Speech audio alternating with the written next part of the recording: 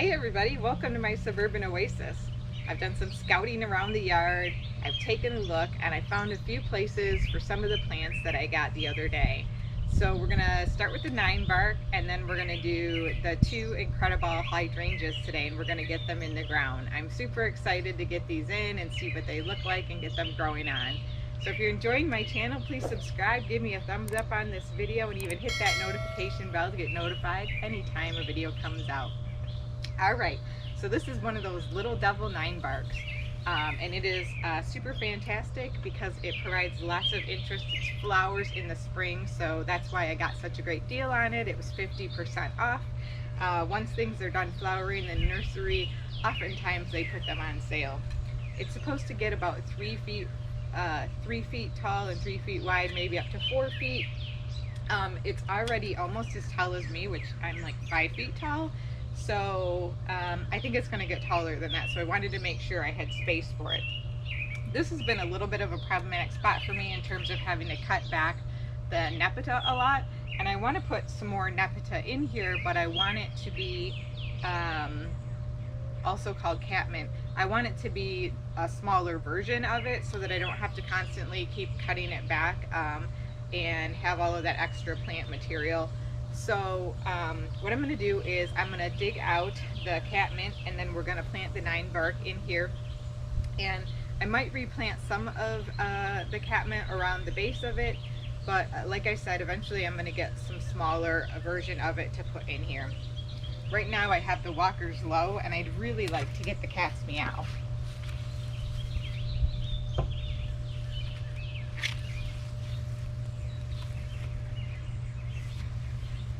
One of the benefits also to the choice of locations that I have here is that I have clematis behind it, and it's really important to try to shade the roots of this clematis, and there's not really a whole lot in front of it, so I think this will help with that as well. And I'm just going to move this sedum out of the way so I don't damage it. I'll replant it when I'm done. And I'm going to try to get this aligned right here so that some of the foliage goes this direction and goes this direction. Kind of fills in this section of the fence where the fence meets the house. The other thing I have to think about when I'm planting over here is making sure that I have something that can withstand drought.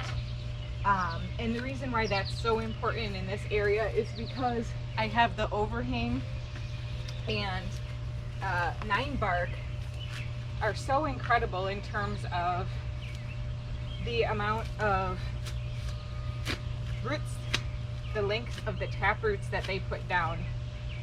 Many bushes don't have very long tap roots, and instead send many more side shoots out, but that's not the case with this. So as I started digging, I realized I can't put this quite as far back as I'd like to, but that's okay. There is a electrical conduit that runs through this bed so that we can power our pool stuff over by the shed. So right now I'm just going to make sure that I get this hole plenty wide. When you're digging for shrubs, you usually want to try to dig the hole about twice as wide as the base.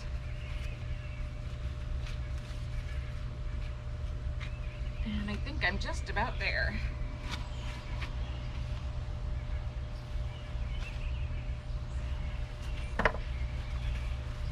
It's probably not twice as wide as the base. So the roots on this plant do look quite root bound, so I'm also going to just kind of rough them up a bit with the shovel.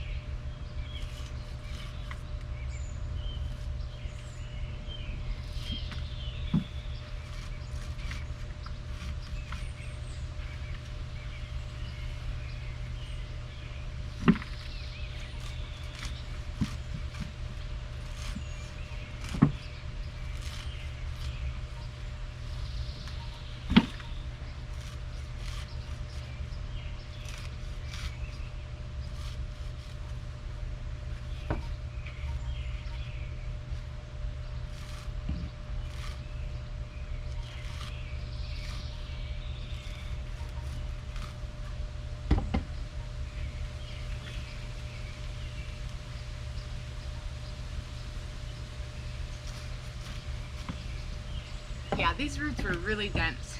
So hopefully you were able to see that. Luckily, I've got this handy dandy root slayer shovel that has some amazing saw-like sides to it.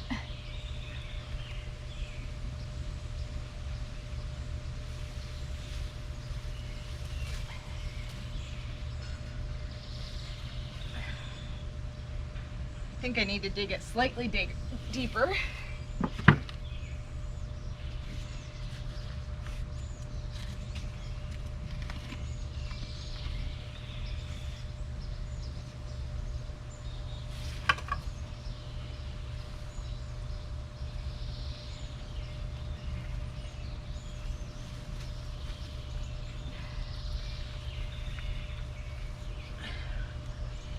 There we go. Now I'm just going to backfill the hole. Now on a plant that is maybe less vigorous or doesn't look as good as this one, I might have put in a little bit of biotone with it. But Ninebark are very resilient and native shrubs, so I don't think that's necessary on this, and I'm not going to use it. The soil here is also pretty good. That's another reason why I would put some biotone in at the time of planting to help improve what's available to the plant in the soil.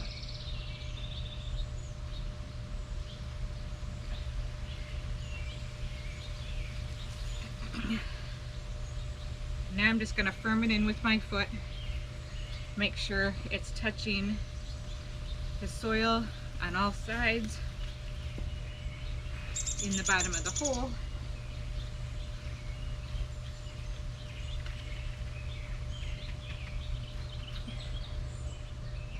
All right, let me make sure this is kind of upright.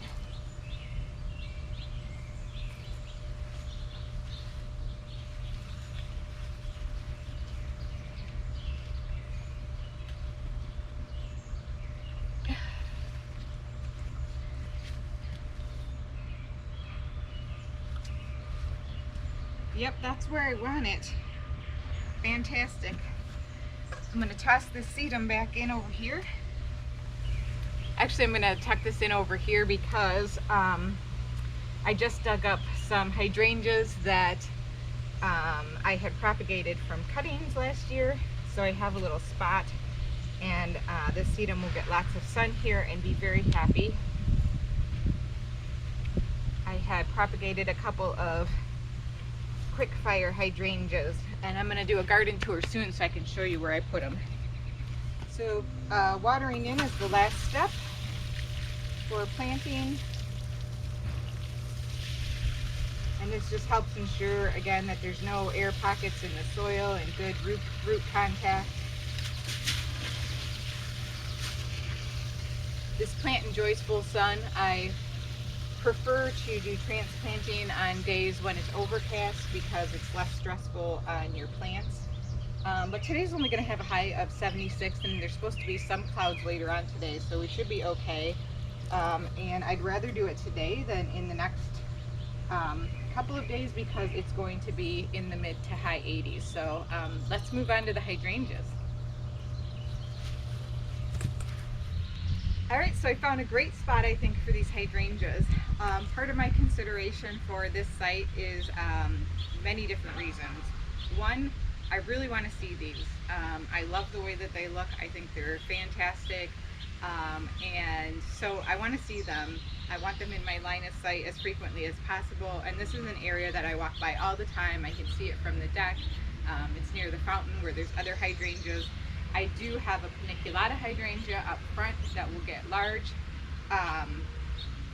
but I think that this way they're going to get some nice eastern sun in the morning, which is what we're getting right now, and then there'll be a little bit of slight protection from the late afternoon sun, so they won't get too droopy in the afternoon.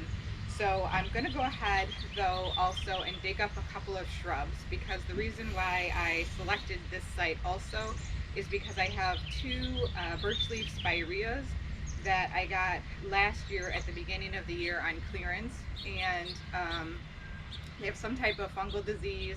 I thought I got it taken care of by the end of last year, but it's come back again and they've defoliated, and I just don't feel like fighting off that disease. So I'm not going to plant these in the exact same spot as those because I don't want them to get any of the disease, but I do need to remove them to ensure that I have plenty of room for these hydrangeas and just get that diseased plant material out of this bed.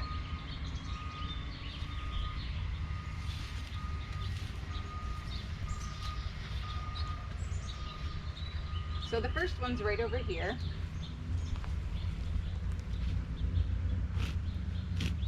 So this is the first one, and as you can see, they're pretty much completely defoliated.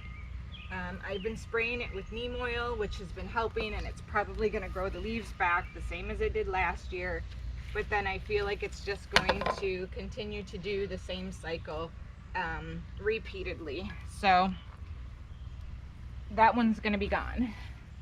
It's going to be nice hole for me to fill up with some of the soil from the other when I dig for the root ball of the hydrangea. And you can see here's the other one.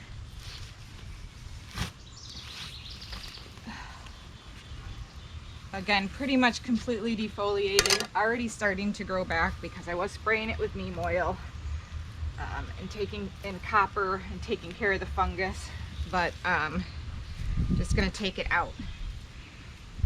And normally you would see me shake the soil and mulch off of the plants back into the plant bed, but I was very careful about removing these slowly so that all of the leaves that fell underneath of the diseased plant and the mulch was all lifted out with that plant. So there's one other small plant. It's an aster that I need to move before I start planting and digging. So it's right here.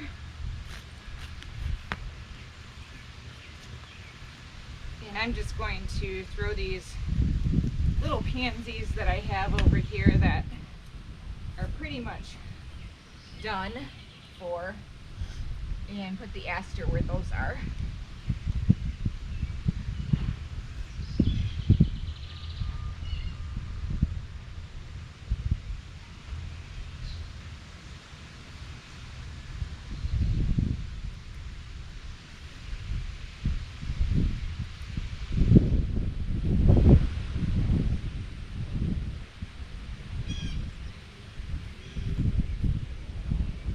Now, there's one other thing that I want to try to do with this particular hydrangea. I want to try to split off a small piece to see if I can get one extra plant out of it. Hydrangeas are definitely able to be divided. So I'm going to pull this out and I'm going to put it on the mulch out here where I have a little bit harder of a space and try to grab off 2 plants. So if you can see, I have 4 stems that are growing out that are very separate from the main plant, and I normally wouldn't try to divide a clearance plant, but because there's such a strong division between the 2 here already in the way that they're growing, I'm going to give it a shot. I think there's very little chance of harm to the main plant in trying to get at those.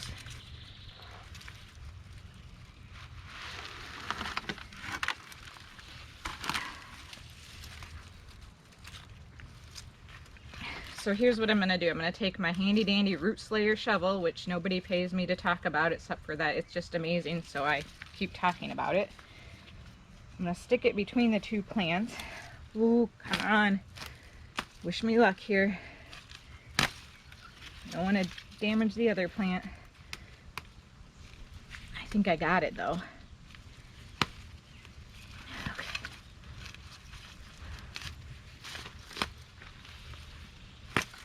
I'm just trying to slice it right off of the side here.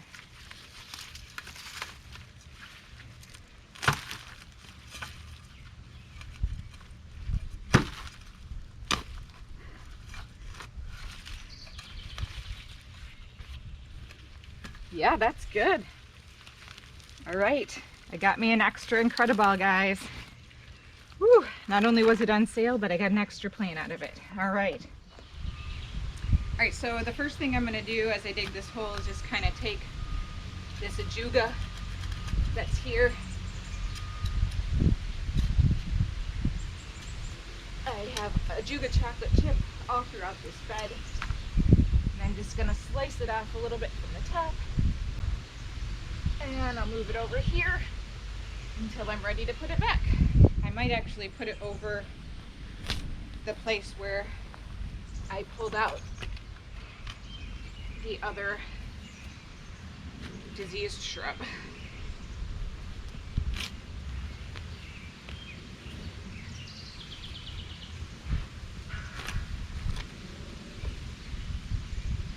Now this is going to have to be a really big hole, you guys. This is, I think, a 3-gallon pot.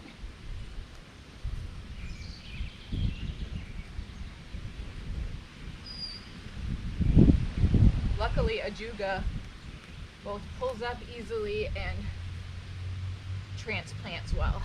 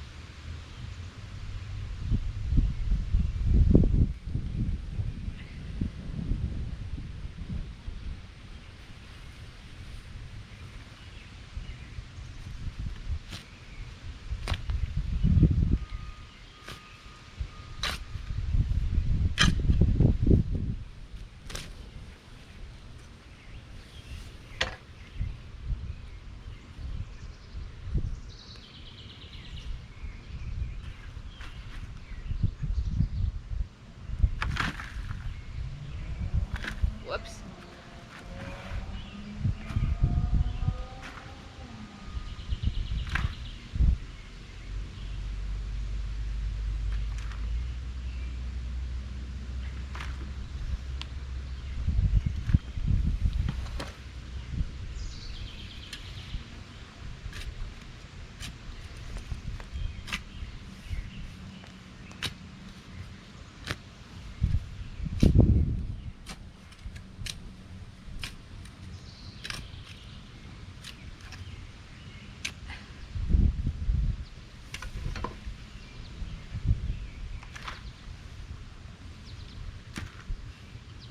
Now this particular bed, for whatever reason, has pretty sandy soil.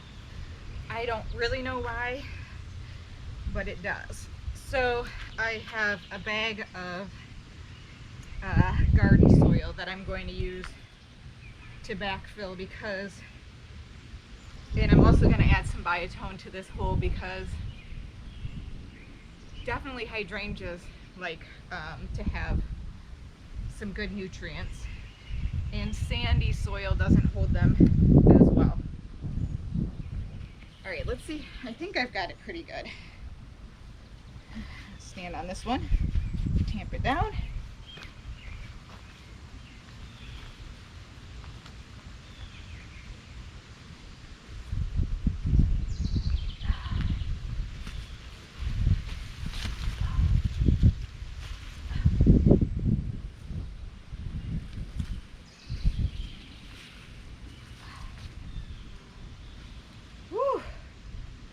Okay, that looks great. It went in perfect. I think it's at the right height as well. Can you grab me a couple things? Can you pass me the biotone bucket?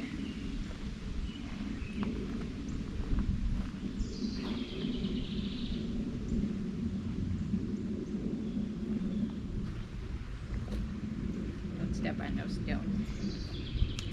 Really? Yeah.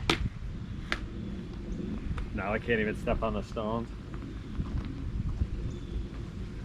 Alright, so now I'm just going to put about a cup of biotone down around the bottom of the roots before I start backfilling.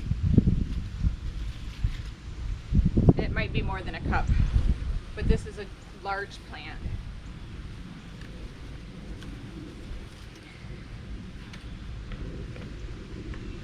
I will also probably add a little more after I start backfilling the hole.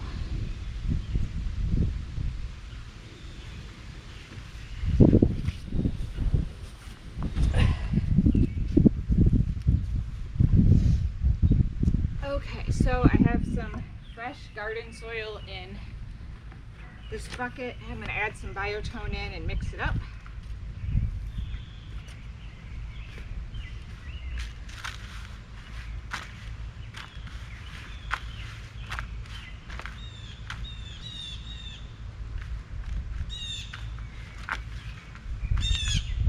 Okay.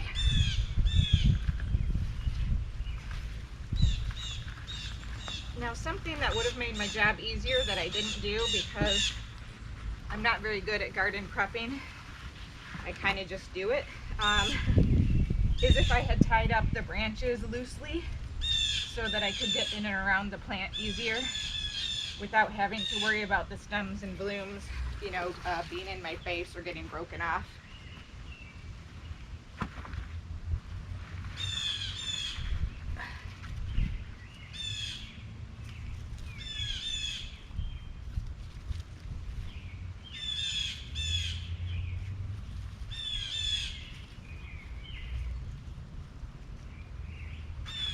So I highly recommend that to those of you who are better at planting than me.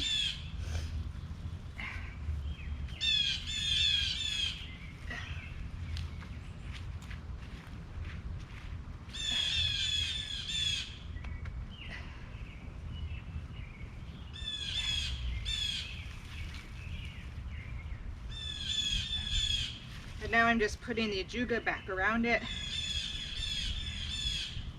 Ajuga can take a lot of abuse. You can walk on it, you can mow over it.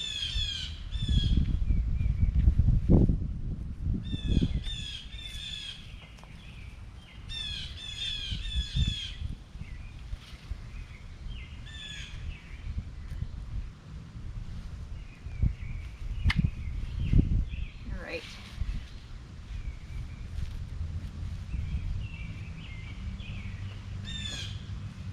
See how that looks from the front. Pretty good. Let's do the other one.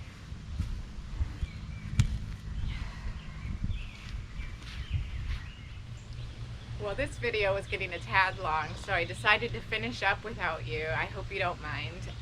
And I just wanted to show you how it turned out. After I put them in, I also gave them a good water, and they have, again, some biotone in the holes with them.